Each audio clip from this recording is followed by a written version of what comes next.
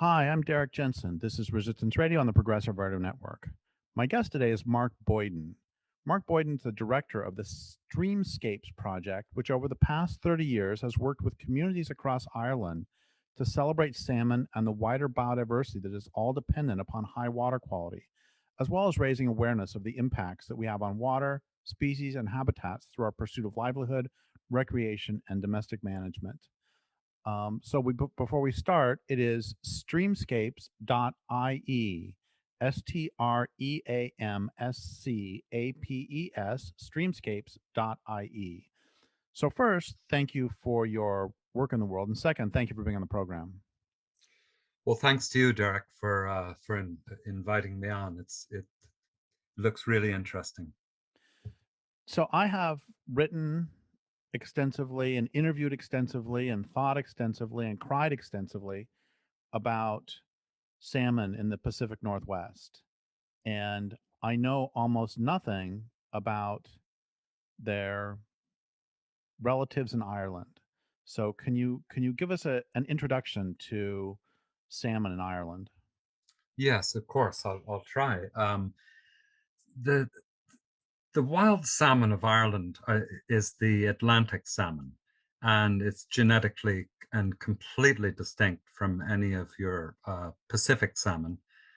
We just have one salmon uh, per se in the Atlantic, Salmo salar, and it's um, it's an incredible thing. It's more like it would be more related to the steelhead of the Pacific Northwest, in so much as it doesn't necessarily die after spawning. If it is able to make it back to the sea into the Atlantic and feed up again, it can potentially spawn a second and even up to a third or fourth time. But it's a wonderful fish. I mean, really, the history in Ireland goes back the what's reckoned to be the earliest human settlement in Ireland was in County Derry, Mount Sandal, and excavations there revealed that salmon or surplus salmon catch was being smoked there over 7,000 years ago.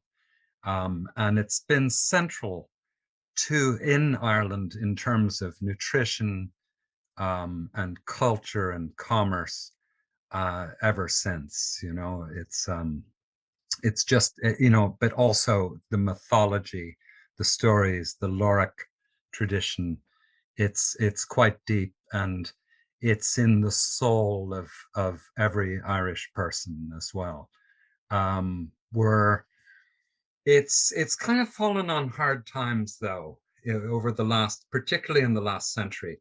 Ireland missed most of the industrial revolution, and so whereas the Atlantic salmon has suffered, say, in the Rhine and in continental Europe for 250 to 300 years, in Ireland, really the decrease in numbers and health of stocks has happened chiefly in the last century and increasingly so in the last 40 or 50 years.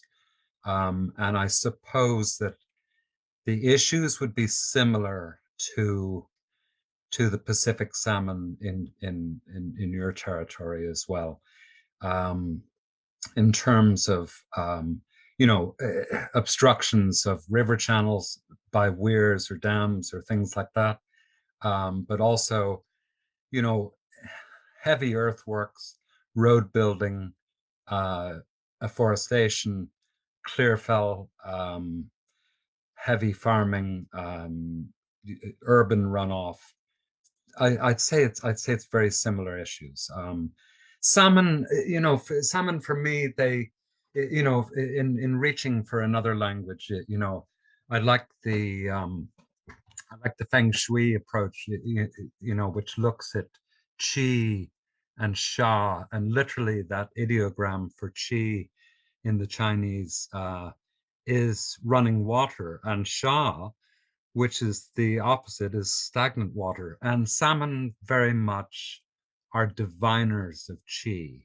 Um, and if you provide that in your landscape, in your waterscapes, then you will have salmon in abundance.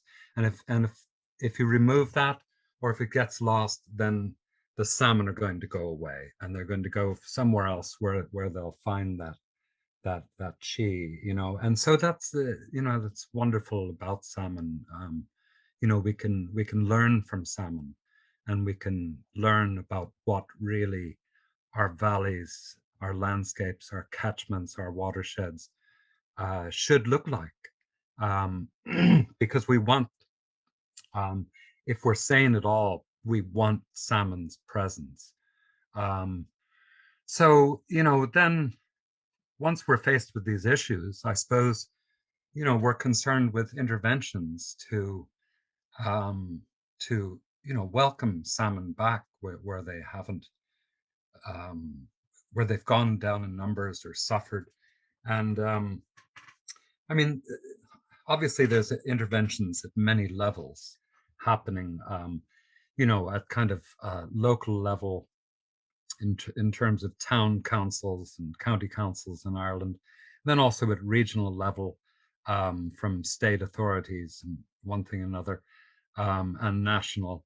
And I'm full of praise for the people involved, both in the civil service and as well from the private sector. There's some really there's people with big hearts and incredible intellects and incredible feel for landscape issues, and they're going about it in a good way. There's hopes in a lot of watersheds or catchments, as we call them, that we've turned the corner, that we hopefully have bottomed out in terms of salmon disappearing. Um, our current project within Streamscapes is called Salmon Sanctuaries. And I think I provided you with the PDF of that. It can also be found on our website. It's free to download. And sanctuaries in the sense that refuges for endangered or threatened beings, whether, sanctuaries are for people, but they can be for wildlife as well. And in the case of salmon, we just felt that we had to bring home the message to people that if they still had an extant native wild salmon population in their midst, then it was so vital to hold on to it and to learn, number one, the wonders, and then number two, the best practices which would vouchsafe its survival. But sanctuaries has this second meaning too, and that is of a sacred place, and it's to remind our own Streamscapes participants about how we can create this sacred space within our landscape, and how we can make sure that we realize that we are sharing our homes with salmon. We try to bring in creative approaches, to schools and to community groups and to sectoral interests, whether we're working with farmers or foresters or whoever. Things like viewing our taps and faucets and toilets as tributaries to the river, and then bringing home the message that we're not apart from our rivers, and we're not apart from all of the habitats and species. We're just another kind of cousin who dwells with all of these. And I suppose echoing the Gaia theme, that we're all absolutely dependent upon each other, and that we need each other. But we put a lot of thought, I suppose, into Streamscapes development. Uh, we're at it for over 30 years now, since the late 1980s. And because I had been involved in environmentalism before that, I had the benefit of seeing a lot of the kind of plus sides and negative sides of environmental activism. And I just thought that if we were going into education, we had to we had to be very careful about the the psychology of engagement. You speak very movingly about the psychology involved, you know, people with other people, people with the earth, people with environment, and that would really resonate with a lot of what we've tried to do here in Ireland. We come from a place of respect. Um, Generally, there's three main pillars addressing the environment in the last 50, 60 years, and it's policy, it's legislation, and it's enforcement. Now, there's many ways to, apart from those three pillars, to engage with environment or environmental activism. But we we we plucked for this kind of what we call the fourth estate, which is kind of the role of an honest broker who develops pathways to environmental education. And that's really what spawned Streamscapes. And the psychology that influenced that was very much, as I say, respect, and respect for all catchment watershed citizens, where they're coming from, and where we're trying to go, and listening, very much listening, and respecting the need to create. I mean, in our case, we're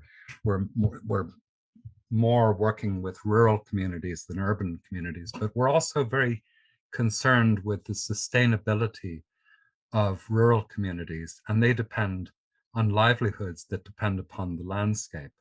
So, it's all kind of bound up with working with ultimately stewards of the land, stewards, whether they're farmers or whatever, and appealing to their intelligence to come up with solutions to some of the impacts that we're generating as Anthropocenes on salmon, on freshwater resources, and ultimately on the seas as well. So very much we were concerned with developing a clear ethos and methodology. Um, and we're concerned with wonder, as I say, revealing wonder, and trusting that will move people to become conscious and voluntary stewards of these wonderful landscapes that we find ourselves living in. Well, thank you for all that. I love what you said, and um, I'm going to do sort of a question dump here. I'm just going to dump like a half dozen questions on you, and you can take any of them you want. Um, some of them have to do with specifically Atlantic salmon. I still don't know a lot about them, and so quite some questions might be. Um, I've read accounts like of the Klamath River about 20 miles south of where I live, that it was as late as the 1930s black and roiling with fish, and the Klamath's a pretty big river. So were there that many Atlantic salmon too, that the rivers would be? I've seen pictures in Alaska of a river, not a stream, where you can't even see the bottom of the river because there's so many fish. So did it used to be like that? Next question is, I know so little about Ireland. I'm sorry. Was a lot of it forested prior to the industrial age? And you talked about clear felling. Um, so we're a lot. Is that a problem too of stream temperature? Another question, and sorry for dumping all these. Um, You're who fine. eats who eats salmon? Like here, it's bears, eagles. So among non-humans, because we know humans eat them, and that's great. Um, among non-humans, who would eat salmon in uh, Ireland? And then also, since they can go back to the ocean, are they like Pacific salmon that they return to their own stream like 90% or 95% of the time? Or would it be reasonable to have a whole bunch of salmon are in Ireland for one time and then they decide to go to Germany? Or does that not happen? And then last, for now, Um, you talked about these solutions and working with landowners. Can you give an example, any example, of working with a specific landowner to solve a problem that was on that person's land that then they and the salmon were both happy? Yeah. Okay, great. Um, the first question with regards, abundance of stocks, yes, it would have been the same here. There was, the anecdotal stories from times past were that, looking at a river, you'd see more salmon than water on the surface during during a seasonal run. So yes, that was true here. That day is long gone. We hope to see it again. And I should say that we had last year was the best year in probably over 30 years. But we're aware of false baseline syndrome too. So we're not completely dancing because what we've achieved is, just a possibly catching up with where we were 30 years ago instead of 100 years ago, which has to be considered the true baseline. Um, with regards afforestation, Ireland was thickly forested following the Ice Age. Uh, you know, Plants and trees recolonized, mainly moving in over land bridges, which disappeared with the recession of the ice and the melting of the ice and the raising of the sea levels. But there was an entire cycle of trees which then populated the Irish landscape. Starting with the birches and things like that, and going through to some conifers, native conifers, and one thing and another. They were all felled. They were all cleared. They were literally not. I'm not joking. They were 98% cleared over about 500 years, from 1500 to 2000, even before, and they were felled for industrial purposes. Um, I mean, it's a common thing that's said that the oaks of Ireland built the British Navy and things like that. But there was also a lot of other industrial uses, and the chief one, probably, which was making charcoal to uh, to be taken to temperature to smelt ores as well. There was a lot of industrial iron ore smelters and one thing and another. And what's happened since, in the 100 years since independence, was that the state um, uh, rightfully decided to reforest Ireland. But there's a lot of shortcomings in the way that policy has been enacted. There's been a lot of inappropriate plantings and inappropriate land disturbance, which has required deep drainage and one thing and another, and of course impacted in terms of releasing silts in the form of clays and topsoil and nutrients and one thing and another into the rivers, which has contributed in a major way to their despoiling. Who eats salmon? Um, you were mentioning bears in your country. In Ireland, really only seals and otters and certain other predatory marine fish would eat mature salmon. But the the the younger stages, the juvenile stages of salmon, from ova on, from eggs on, right through fry and par and smolts and all the juvenile stages, really feed the whole food web of heron and kingfisher and dipper and also young otter as well. But and then but people don't really eat wild salmon in Ireland anymore. Now it would be a story in itself, so I'm not going to go there. Only that that there was sea harvest of salmon up until about 12 years ago, and that was stopped because it was identified as one of the reasons why salmon numbers were suffering. Now, of course, it was only one of 100 cuts, or maybe 1,000 cuts, but it's very difficult to actually procure and eat a wild salmon in Ireland now. It's more or less forbidden unless it's caught in a draft net. What was banned was multi-stock interceptory fishes, anything that was out to 6 miles at sea. And what remains is a few river specific, um, what are called draft nets, which are restricted to the estuary of a single river. And it was adopted as kind of a management tool because if you had a river kind of adjacent to a river, if you had one river that wasn't doing well adjacent to a river that was doing all right, you wouldn't be able to distinguish between what you were catching. And then do they return to their own stream? Well, I suppose that's the rule of thumb that applies.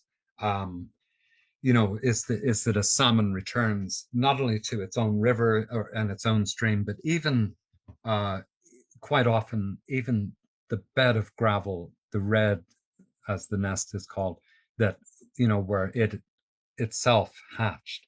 Um, but kind of an interesting aspect of salmon, and salmon biology, and you can relate it back to all kinds of animal behavior, including human behavior.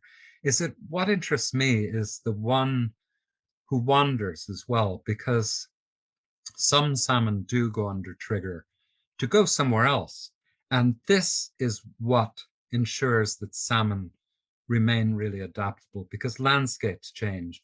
You might have a waterfall that literally might collapse a bit, or would change in such a way that where migration was impossible before, the possibility opens up. And so salmon, by pushing out that envelope, they go, I wonder if I can go up this tributary. And they try and they try and they might die, but they keep trying. And eventually maybe a few salmon make it up there, and it becomes new habitat. So it's quite informative for all of us that even in our society, we need people who return to the same bed to spawn, but we also need people who innovate and find new paths as well. So I think there's a lesson in there. And then your last query, I think, was examples of landowners. Yeah, I mean, it's as simple a matter, and I'm sure this is repeated across many countries, where cattle, say, coming too close to a river bank might collapse it, and so not only does the farmer lose land, but also the resultant siltation in the river limits life in amongst the gravel, and the nutrients drive up potential pollution and one thing another. So yeah, I mean, time and again we've seen people adopt just the simple practice of fencing their stock back from the river, respecting a riparian zone, and allowing appropriate trees to grow, and um, keeping banks from collapsing into rivers. You mentioned, thank you for that. You mentioned earlier the importance of salmon culturally, and I don't know if you used the word spiritually, but it seemed to be implied. Um, can you talk a little bit about, um, I don't know if this is the appropriate word, salmon lore or salmon culturally for the Irish? Yeah, the I suppose the archetypal story is um is the story of the salmon of knowledge. Um and it involves Finnegas, the druid, and he lived on the banks of the River Boyne, which is kind of up north of Dublin, if you know any Irish geography, and it meets it flows into the Irish Sea. But at one time it was a very good salmon river, and so back in time immemorial, it was uh, Finnegas. He was trying to catch the salmon who would give him all of the wisdom of the world. And finally, after years of trying, he caught it. Um, and he gave it to his servant, who was called Demna, to roast it on a spit above a fire. And he warned Demna not to eat the smallest bit of the fish of the salmon of knowledge. But Demna was minding the fish, and as it cooked, he just wanted to check to see how well cooked it was. So he poked it with his thumb, and it burnt his thumb. So he thrust his thumb into his mouth, and he didn't think much more about it. Although a strange feeling came over him. But so when Finnegas came back to check on him and the salmon, he noticed the light and fire of wisdom in Demna's eyes and said, "Have you eaten of the salmon?" "No," Demna replied, "but when I was turning it on the spit, it burned my thumb and I put it into my mouth." And, Finnegas threw up his hands and said, "That is enough. You have eaten of the salmon of knowledge, and in you the prophecy is fulfilled. Your name is Finn McCool." So it's every everyone going to school in Ireland learns that story, and it has to do with the preservation and rediscovery of ancient wisdom and ancient knowledge. And it seems that one of the key factors in that is that the wisdom comes from the natural world. The wisdom comes from the salmon, and that would seem to me to be in sort of contradistinction to a sort of human supremacist notion that humans are the only source of knowledge or wisdom on the planet. Yeah, no, this would be a much more, to coin a term, egalitarian world. It would be that there are, wisdom is in the landscape, wisdom is in, gnarled old trees, and even stones have names, and so it would be other than that. It wouldn't be so human centric. It would take in more other wisdom. But yeah, so sorry, I might have come cut across you there. No, no, no, no. I was just going to say, if you want, that seems to be a nice segue to you talking a bit about the education efforts. And so I'm going to tell a little story, and then this may be completely irrelevant to you. We'll see. That I interviewed someone about king cobra bites in India, and I don't remember the number, but king cobra bites kill like 50,000 people per year, a lot, some huge number of Indians every year. And as I was interviewing him, and his main job is education. I said, "Do you, because of that, is there a great hatred of the um, the king cobras?" And he said, "No, not at all. People love them. So actually, my education is simply to get people to wear rubber boots when they go outside, and it's very technical." And then I contrast that with, I grew up in the Western United States. In the Western United States, there is tremendous general hatred of wolves and coyotes and other predators. And so, environmental education in the Western United States, having to do with coyotes and wolves and other predators, is not simply technical, like what you were saying about putting in a fence on a stream, but instead it's a lot of overcoming general cultural dislike. And so, a couple questions about salmon education.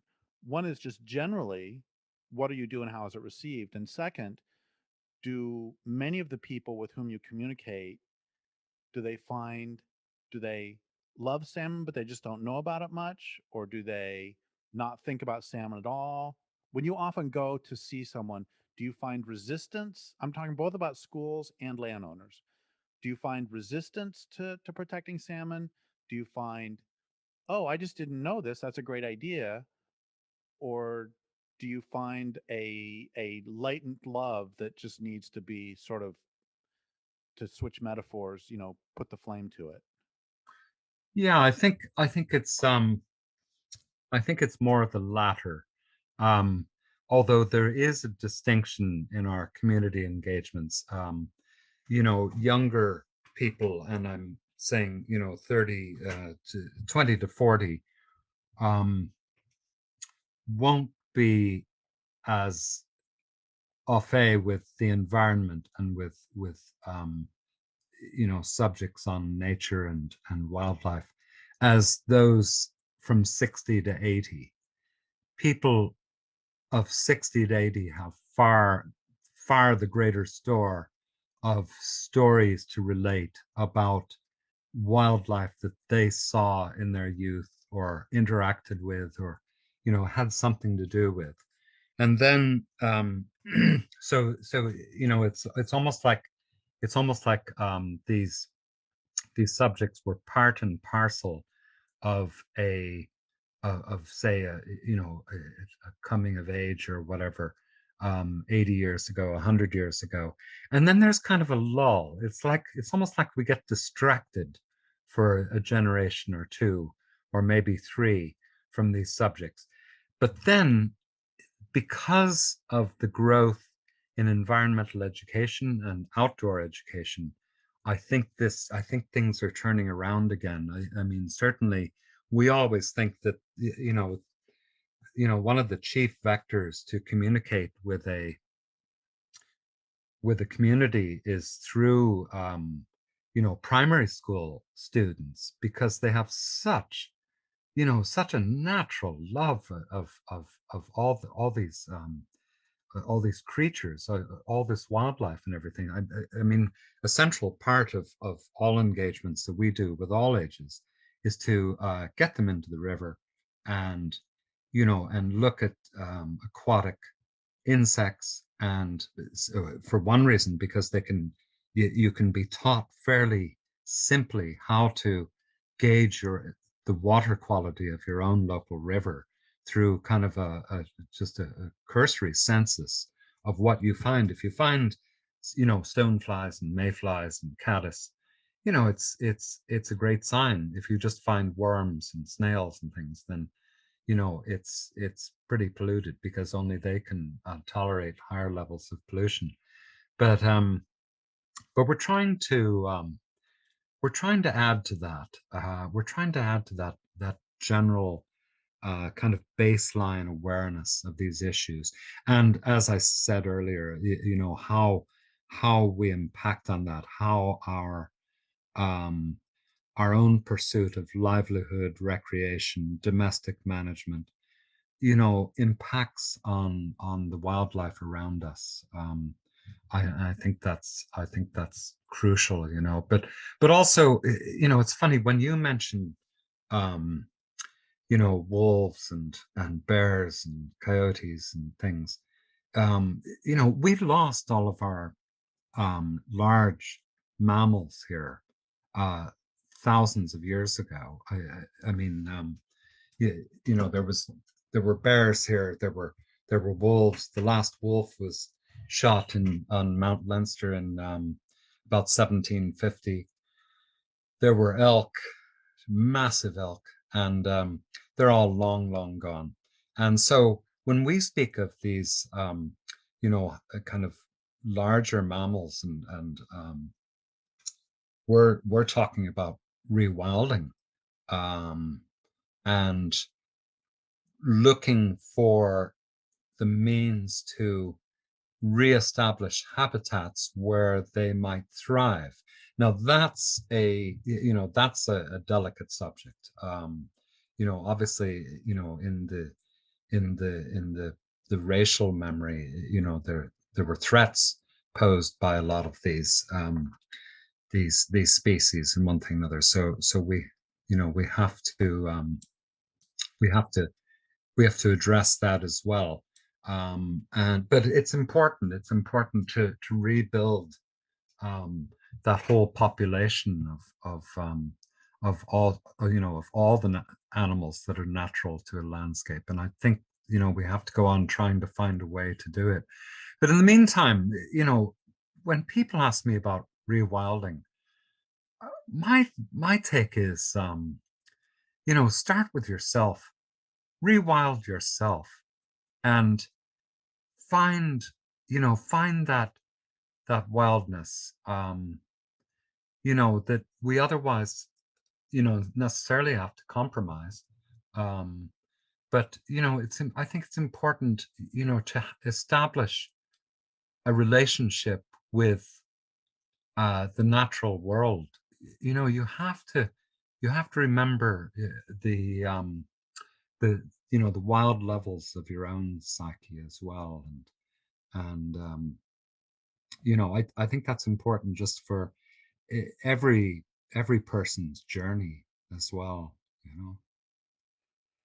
So I love that. And I have a question about that in a moment, but there's another. I'm going to go back to a physical thing about salmon that I forgot to ask earlier. You said something about seasonal runs, and I know in the Pacific Northwest, a lot of times there would be a fall run Chinook, a spring run Chinook. There might be multiple runs through a year, and if we look back traditionally or historically in Ireland or prehistorically, would there have been how many runs of salmon would there have been a year? Is there just a spring run, or is there a run every season, or what's the deal? Depends on the river. Bigger rivers have a greater variety of runs. You could get the first salmon appearing in January, even on the 1st of January of a given year. In smaller rivers, smaller spate rivers as we call them, because they rise and fall literally with every passing rain event. Um, you might only have a summer run and a bit of an autumn run. Um, but it's, again, this is nature's way of ensuring that there's this huge variability, so that any given species can be resilient in the face of anything in terms of climate or whatever might arise. And we've even seen where a lot of springfish might have been fished out of a given river. Fish that would have come in, say, in April or May, and if they had been fished out, or if they had been eliminated by some other cause, then you you develop a population which will come later in the year. And the reason for that is that the offspring of the other fish, which have a tendency to replicate their parents' lifestyle, suddenly have a much greater amount of juvenile habitat to utilize, and so they start to thrive. And gradually, and this goes back to the variability in the salmon. Eventually, that population, you know, strays from that population will repopulate the spring, kind of the temporal seasons, as well as the spatial river. So it's dynamic. you might have to wait 20, 30 years to see these things happen, but they do happen. So, two stories from me. One is when uh, I still remember when I was in third grade, which would be 8 years old, somewhere in there. Um, my school took all of us on a field trip to a farm right next door, and I still remember seeing the owls in the farmer's barn and seeing mouse the the the owl pellets, when they regurgitate the the mouse skin or the Yeah. mouse fur and everything. I still remember seeing those when I was in third grade, and just the feeling. I don't remember anything else about that entire school year, but I remember that. Okay, now we fast forward to I grew up in the continental West, not in Salmon territory, and then moved to Salmon territory as an adult. And whenever I go to see salmon spawn, I can't stop crying because I'm so moved. And so can you give me or give listeners a couple of stories, well, as many stories you want, about a nice story about kids going to salmon habitat. And you already talked about the insects. Can you talk a little bit about them seeing salmon? And then can you have a nice story about um, some adult, like a landowner or somebody else, somebody from the city, it doesn't matter, seeing salmon? Do you see what I'm asking? Yeah. Yeah, we wouldn't always see salmon on these field trips, but we might discover sometimes a salmon would leap, in a good river in season. Um, and then the other thing is that we might, in the course of either school kids netting or even adult community members getting in the river. We might catch juvenile ones and one thing or another. So yeah, that's always a high point, even just to catch a juvenile and look at it and explain about the how the scales tell a story and one thing or another, and just them hearing about the life cycle. And then also there's a very interesting symbiosis that happens. There's a relationship between juvenile salmon and our brown trout, for that matter, and our freshwater pearl mussel.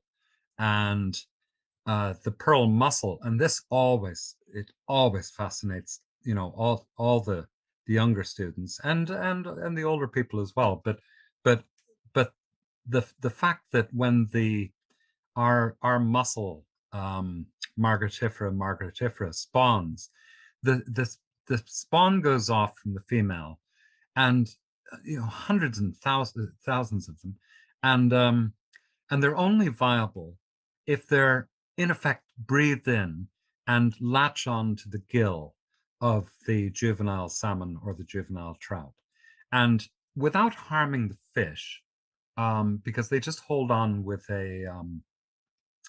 just a little hook, and so it's not a parasitical thing, but they hitch a ride on salmon, and this is how our mussels disperse through river systems. In turn, the mussels being bivalves, they filter the water and they remove, kind of nutrients from the river, and they use it to build their own shells and to grow their own flesh. And so it's this wonderful thing.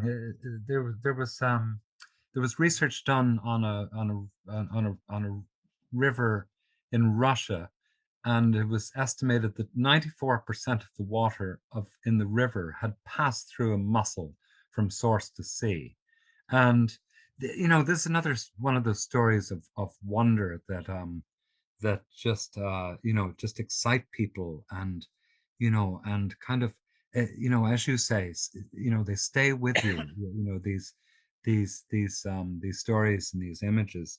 The other thing I suppose is that I can remember being on a river in County Fermanagh in Northern Ireland, and four generations of a family came along, and literally, they had a farm beside the river.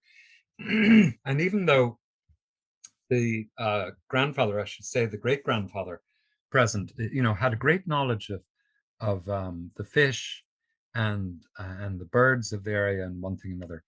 He didn't know about the insects, the aquatic insects. And so this absolutely blew his mind. He was, when we laid them out in a tray and we were talking about their life cycles. I mean, a lot of people would know about the mayfly that, that spends 3 years underwater and goes through a few moltings, then finally, flies for one day and mates on the wing and then dies. Um, and and he was just ecstatic at learning about this. And you cite your own tears. He was in tears. He was saying, "I've lived there above there for all my life, and I never realized that all these bugs were having this life down here below me." And then of course the message that that we could help the bugs, and the bugs would help the fish, and the fish would help everything. So it all ties together. It's yeah. But I love your owl story too. Yeah, because it also reminds me that I'm doing this long enough now that I have people in their 40s come up to me and say, "Oh, Mr. Boyden, I remember when you guys came to our school." And then they'll kind of gaze off for a moment and they'll say, "That was the best day of school ever." But it was just because they were outside and it was real, and it wasn't an abstract lesson from a book. It was their river. It was, they themselves in their river and learning about the whole relationship between them and their river and their valley. So we just have a couple minutes left. Thank you for that. We just have a couple minutes left, and could you um, could you talk just a little bit about your just your organization, and then after that, can you um, one of the things I really want to do with all of these radio programs is to help activate people, to get them from feeling, gosh, I should do something, to doing something. So first, can you talk just a little bit about your organization? And second, can you talk a little bit about if someone is moved by what you've said, and I don't know how they wouldn't be, if someone is moved by what you've said, how they can start to replicate some of these uh, impulses wherever they live about whatever beings they feel most impassioned about. Yeah. Um, Streamscapes, it's kind of,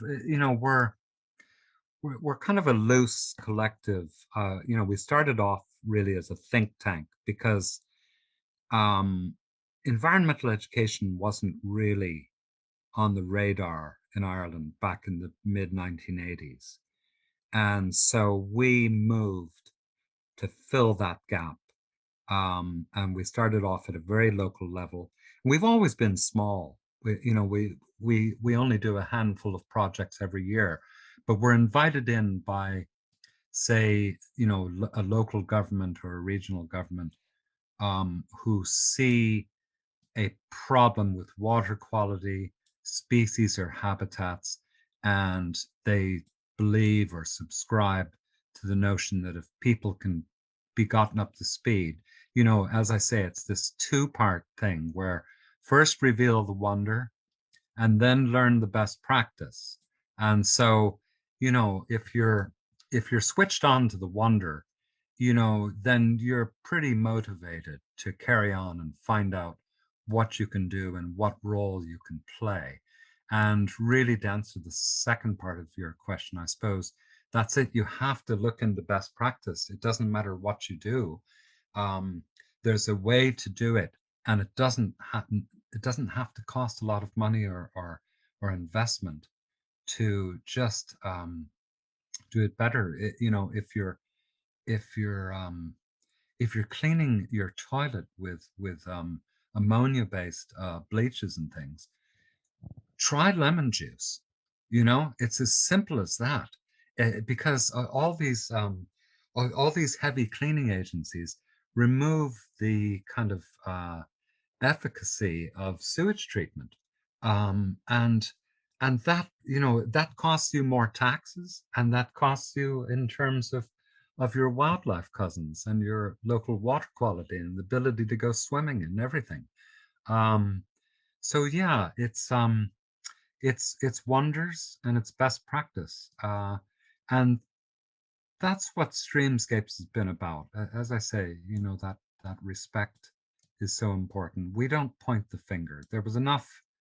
We felt there was enough people pointing fingers, and I acknowledge that there's many ways to respond to to environmental activism. We chose education and respect. We work with people on their own terms, and we like to believe that if they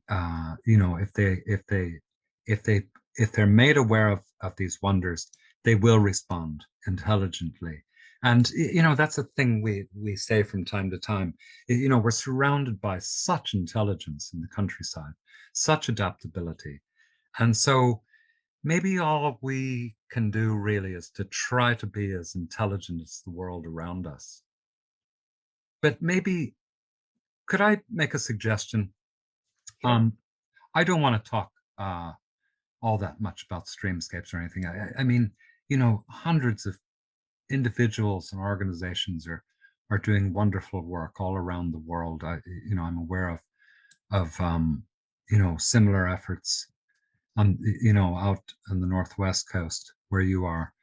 Um, but maybe could I finish by just reading a little poem I've got? Please, please. Okay, I better take a sip of water. I'm getting a bit hoarse. Okay, it's called We Haven't a Clue. And who's is did you write it? Did somebody else write it? I wrote this. Okay, great.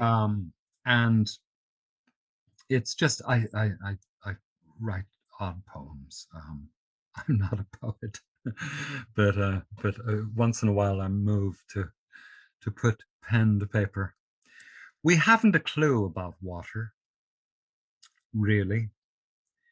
In some distant epoch to be, our illustrious descendants and their hard-won gadgetry will, with probes, play back every emotion that rivers ever suckled from time. It will be heard and listened to as music, arias, fugues, rhythm and blues, and then we will know or surmise what we have always known.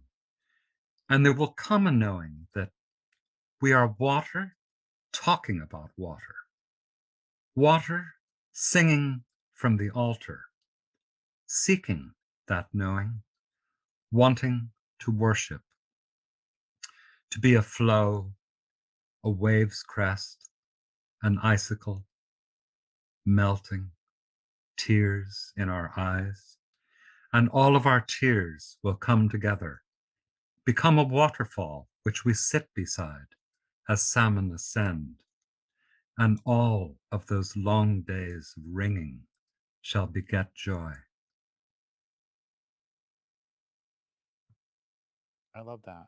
Um, and thank you so much for doing this interview, and thank you for your work in the world. And I would like to thank listeners for listening. My guest today has been Mark Boyden.